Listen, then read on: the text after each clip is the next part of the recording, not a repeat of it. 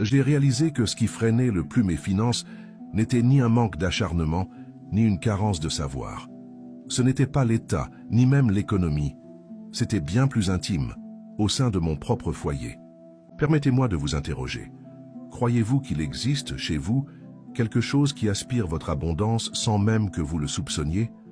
Et si je vous affirmais que, tant que vous ne l'aurez pas éliminé, toute tentative d'amasser fortune vous semblera être un combat perpétuel contre le courant? Des recherches de l'université de Princeton démontrent que les environnements désordonnés drainent notre concentration, augmentent les niveaux de cortisol, l'hormone du stress, et lorsque cela se produit, notre capacité à prendre de bonnes décisions financières est compromise.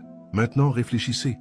Comment attirer l'opulence si vous vous réveillez chaque matin et que la première chose que vous voyez est une pile de factures impayées sur le frigo?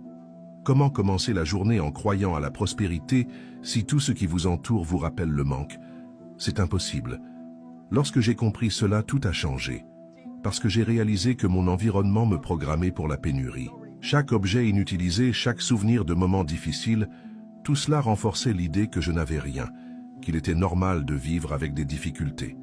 Et savez-vous ce qui est le pire? On s'y habitue. On arrive à un point où on ne le remarque même plus. C'est comme si cela faisait partie du décor, sauf que ce n'est pas le cas. C'est un message silencieux que votre esprit reçoit chaque jour.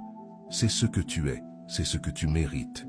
Maintenant, je veux que vous vous arrêtiez et que vous réfléchissiez. Si tu veux investir dans ta croissance, augmenter ton niveau, alors écris le mot croissance en commentaire et je te donnerai les informations nécessaires. Ta transformation commence aujourd'hui.